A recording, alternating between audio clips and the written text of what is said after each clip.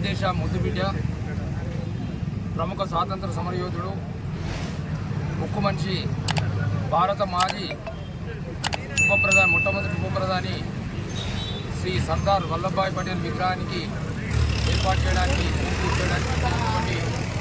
బ్రహ్మశ్రీ రాజశేఖర్ శర్మ గారు, ఆకుల నరేష్ బాబు గారు, యాదగిరి గారు, అలాగే ఈ కార్యక్రమంలో పాల్గొన్నటువంటి బోస్ గారు, ఇక్కడ వచ్చినటువంటి పెద్దలు, ఈ విగ్రహానికి వారు పూర్తి స్థాయిలో అందరినీ ఏకదాటిపై తెచ్చినటువంటి ప్రత్యక్షంగా పరోక్షంగా పాల్గొన్నటువంటి ప్రతి సోదరులు కూడా హృదయపూర్వక నమస్కారాలు తెలియజేస్తూ, ఆ మహనీయుని స్మృత్యర్థంలో ఒక గొప్ప నాయకుని యొక్క ఆశయాలను మనం ముందుకు తీసుకెళ్లడానికి ఈరోజు విగ్రహం ఏర్పాటు చేయడం చాలా అభినందనీయం.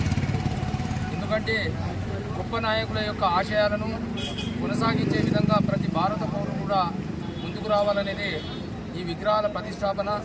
ఎందుకంటే ఆయన చూసినప్పుడు ఆయన చేసినటువంటి కార్యక్రమాలను మనం ముందుకు తీసుకెళ్ళి ఈ సమాజానికి ఉపయోగపడే విధంగా ముందుకు తీసుకెళ్లాలని ప్రతి భారత పౌరుని యొక్క విద్యుక్త ధర్మం. భారత సార్వభౌమాధికారాన్ని కాపాడడానికి ప్రతి పౌరుడు కూడా పునరంకితం కావాల్సిన అవసరం ఎంతైనా ఉంది.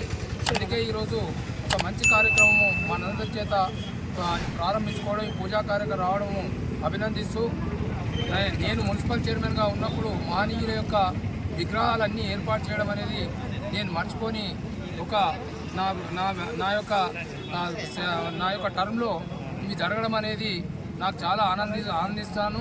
అదేవిధంగా ఈ యొక్క చౌకును సర్దార్ వల్లభాయ్ పటేల్ చౌరస్తాగా ఈరోజు నేను ప్రకటించడం జరుగుతుంది. ఎందుకంటే ఏ విగ్రహం ఎక్కడ పెడుతుందో ఆ మహనీయుని పేరు మీద చౌరస్తా ఉంటే, లేకుంటే ఏమైతే ఏ గల్లీ నొగరు, ఇంకో గల్లీ నొగరు, అది ఆ గల్లీ నొగరు కాకుండా ఈ యొక్క చౌరస్తాను మనం సర్దార్ వల్లభాయ్ పటేల్ చౌరస్తాగా మనం డిక్లేర్ చేసుకున్నాం.